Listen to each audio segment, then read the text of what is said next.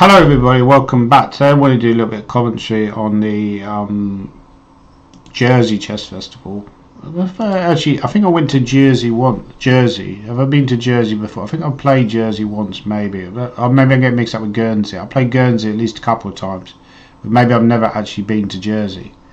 So Jersey is in the Channel Islands, which is off the coast of France. So it's actually closer, even though it's a protectorate of protected by the UK, United Kingdom. It's not actually part of. It's closer. Sorry, I should say it's closer to France than it is to England. So, so to get there, you either fly, or which probably most people do, or you take the ferry. So you could take the ferry, I think, from somewhere like maybe like Poole sort of area. Is that maybe where you get the ferry from? There's normally a fast ferry and there's like a slower ferry as well. So in this game, White has played this 92 French. I recommended my Chessable course. Check that course out. Although sales have slowed down considerably, I think it's hard now on Chessable because whenever you do an openings course, you tend to find there's 4 or 5 people who've already done the same course. So what is unless you've got something that really makes your course stand out, or it's really maybe my course isn't well enough produced, it's hard to get the really good sales, So the sales have slowed down considerably on that course.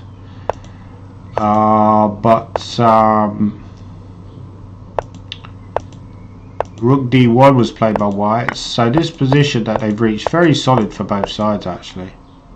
Rosenthal is known to be a very solid and very strong GM. He's obviously a lot older now. He would be, he was an expert on the C3 Sicilian as well with White, a little bit like Tiviakov, and also apparently on the Exchange Rye Pez. So very solid opening systems that he tends to favour. Yeah, so this all just looks very solid for both sides. It's a really very exciting game so far, is it? Looks like it's going to head for potentially maybe a draw. But White has the argument that this pawn on b7 is a little bit weak. Sorry, Black has played queen. Black avoids the exchange because probably concerned that in the endgame the bishop be stronger than the knight, and also the pawn on b7 is chronically weak.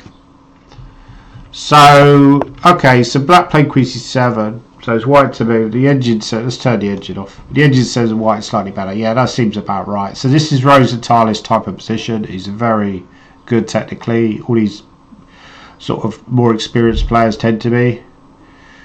But his career has been a very long one. I believe he's from Lithuania, right? I think that's where he's from originally. That's kind of a Lithuanian name, Eduardis. And let's have a look and see how Keith is getting on. So he's playing against Kobe Kavalan, who people might not be familiar with, but he does play a lot of chess now, Kobe. I noticed he played, for example, he played the Scarborough Congress, won that last year. I think he's won quite a lot of congresses recently, a bit like Keith. H4, that's an interesting move. I don't really understand that move. But it kind of makes some sense because White's just trying to increase the space advantage.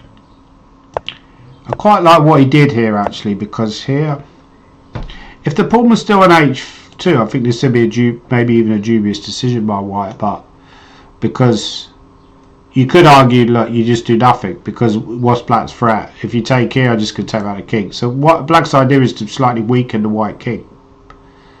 But Bishop h1 is played with the idea to really keep as many pieces on the board as possible, because White has a space advantage, and generally when you've got a space advantage you want to keep more pieces on the board, so it makes sense from that perspective. But with the pawn on h2 as well, I should mention that the White king would sort of be in a slight mating there. I remember I had a blitz game against Adams where I sort of realised the strength of that bishop on h3 with a pawn on h2. But with the pawn on h4, that's not really the problem for White. Having said that, it could also play f3 as well anyway at some point. Let me turn the engine off. It does say that White's slightly better there. Yeah, so knight g4 makes a lot of sense for Black. Going for that exchange, trying to reduce the amount of pieces on the board to reduce Yeah, I remember looking at this at the time and it said f4 was the best move. He's gone to c5 because obviously the idea I think would be to win the exchange. Here would be good for white. That would not be a good variation, I suppose, unless you could argue maybe here you might have some compensation, but actually just rook d5 and you don't have anything. It's just bad. So obviously you can't do that. So he played knight c6. It seems sensible. White played queen e3. Took. So this all looks fairly close to equal, right? White went rook e1. So keeping the pressure on. I mean, he could have also maybe considered like knight f4. So that definitely would have been on my radar. I quite like white here just because even though position is fairly symmetrical, it does have a slight space advantage, and also you're quite well advanced on the king's side, you know, in terms of maybe attacking. Queen g5 h5 is sort of coming into the equation. So white played knight d5, which is an interesting decision. I'm not sure I would have played that. So he went rook e1, sorry. That's what I meant. So now black plays f6. So now it's white to move, Kobe to move. They've both got a similar amount of time. Okay, so the idea about black is maybe that if you go knight f4, I go bishop f7 and I quickly play e5. And in fact, if I get e5 in, I might well be better. So what can white do now to increase the pressure or even maintain equality? I don't know. Maybe b4 is on the agenda.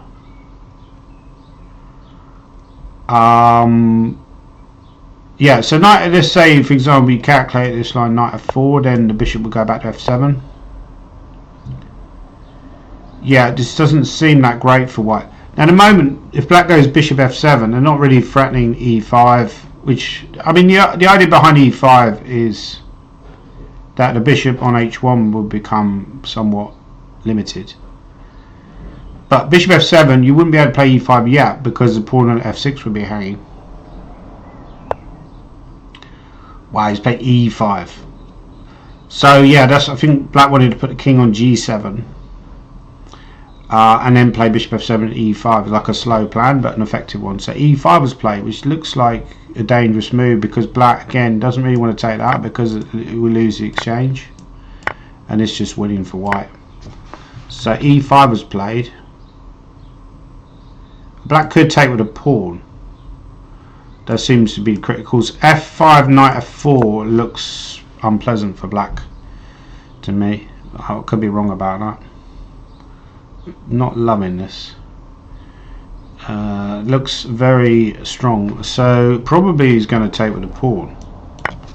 So what happens there? Does look quite pleasant for white still, because you can move the knight and threaten the e5 pawn. But knight c3, there is knight d4, queen e5, queen c3, but then queen d4, white's better. In fact, maybe even borderline winning. So what happens if I just go here? Yeah, Kobe's putting Keith under a lot of pressure here. I mean, as I say, I think with Kobe, he's actually gained a lot of experience recently, so he's starting to, starting to look quite impressive. Also, there's a game on our board 8 that already finished. Sid Jacob. That's a player that I'm familiar with because I think he's from the Kent area, so I think he did play for Charlton at some point. Also, maybe Bexley Heath. He managed to win. He'd be a bit older now. Queen a5. So how did the game finish? Queen knight c5. Yeah, now there's ideas of maybe pushing b4 eventually if you put the rook on b1. Yeah, pressure for white. I mean, this move I don't really like either because knight f4, I can even just take that pawn, right? I can even take a pawn. But okay, maybe black's position already suspicious. He's trapped the queen, very clever. And then he won the game fairly quickly. Yeah, this ended pretty dramatically.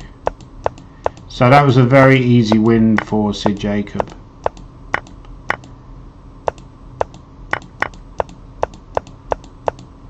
See how it ended. this is checkmate.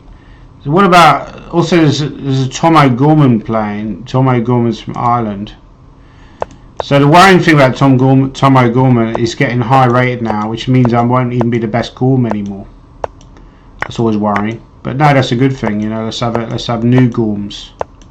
New Gorms. So Gorm is like an Irish name. There's half my family's Irish, or you know, on that side of the family. My dad's side, my grandfather came across from Ireland in the 20th century. That's why he met my grandmother Bridget. So my granddad was called Patrick. He met my grandmother Bridget. Even though they were both from Ireland, he met her in England. And my dad grew up in Hove, and but I never met either of my granddads. They were both dead. They both died in 1970 before I was even born. So knight CD5. Yeah, this is looking good for white actually. I quite like white's position here. A bishop pair. And attacking the knight. You could take here. I would probably move the knight because then d6 is hanging. Yeah, was there anything wrong with that move? I guess maybe he just felt what he did in the game was even stronger. But he took, and then yeah. So this is actually tremendous. I guess this is the idea that this is very strong for trying to open up the position. A good game by Tom O'Gorman so far. Yeah, so now he wants to break through on g7. So black has a problem. How to create counterplay. So he's reliant on the. The only thing is when you take on g7, you don't really have a continuation.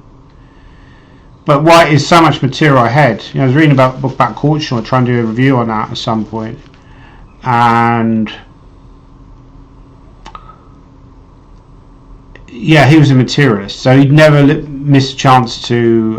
It's actually it's unclear, and I think white missed a chance earlier. Yeah, so this is actually, that's what I say. I think maybe simpler is just to move the knight and then take the pawn. So white's obviously messed up quite badly to allow to an equal position. H5 is very strong. Okay, not obvious.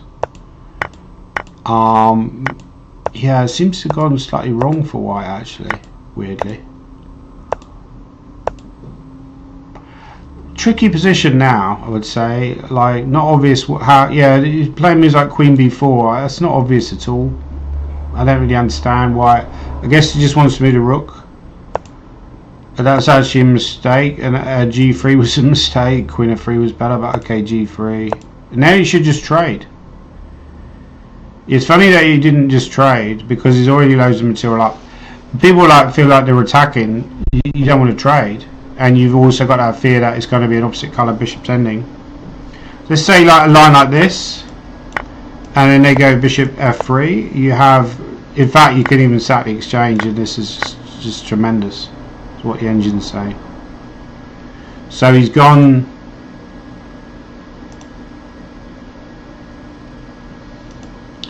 Yeah, he's gone there, and then. B5 is the best move. Now why is B5 the best move? Just opening lines. So if here, then obviously you open up the C file. Here, then B4, yeah. A tricky position, but yeah, it seems like white's gone quite badly wrong, but he might end up probably favourite to win anyway. I would say quite a big favourite, but we'll see. Well, how's Jack Rudd doing against? Jack Rudd's actually in trouble against Katerina Toma. Katerina Toma believes on 2 out of 3, right? And so he's winning against Jack Rudd, who had a tough pairing this morning against Keith. So he's in a double black actually against 2 tough players. So that's tough, you'd have to say. So it looks like Katerina Toma is going to win easily that game. What's happening in George Moore game? This is probably going to end in a draw. I think George Moore's on 3 out of 3. If he holds, he's on 3.5. Rosenthalis will be on 3 out of 4, I believe. Keith and Kobe are trying to win to get to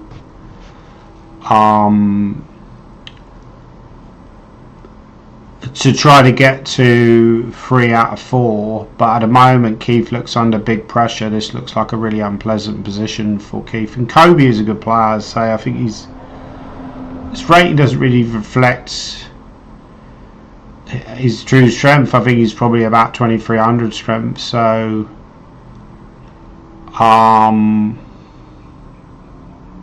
yeah, this is a tough one for Keith. I think if he survives it, I would still say there's a very good chance to draw. I'd say but White is favourite now. White winning is probably the most likely result given the evaluation, but yeah, so just like taking here for example, in fact mind you, b4 is not obvious. It's kind of a move, it would be on your radar, but I was thinking about a move like knight c3. Still a lot better for White though. Simple ways. Even knight e3 might be better for White. Knight b4 might be better for Knight b4 might be better for White.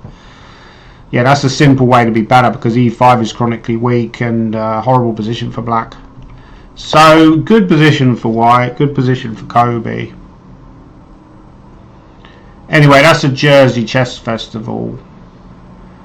Please leave your comments down below. Have you ever played in Jersey or Guernsey? What do you think? Maybe you're playing in a tournament at the moment. It's a tough tournament. It's 1500 first. It's quite a good prize money. You know, you play a lot of these opens and European opens, and they can have 2600, 2700 players playing, and it's like first prize is €1,000. So, you know, looking at that perspective, 1500 isn't too bad. But then again, there's what, three GMs, a WGM and an IM, FM, another IM, and another FM. It's quite tough to win the tournament, isn't it? It's quite tough to win decent prize money. So from that perspective, it's not actually that great a tournament to play. But anyway, leave your comments down below, and please like and subscribe.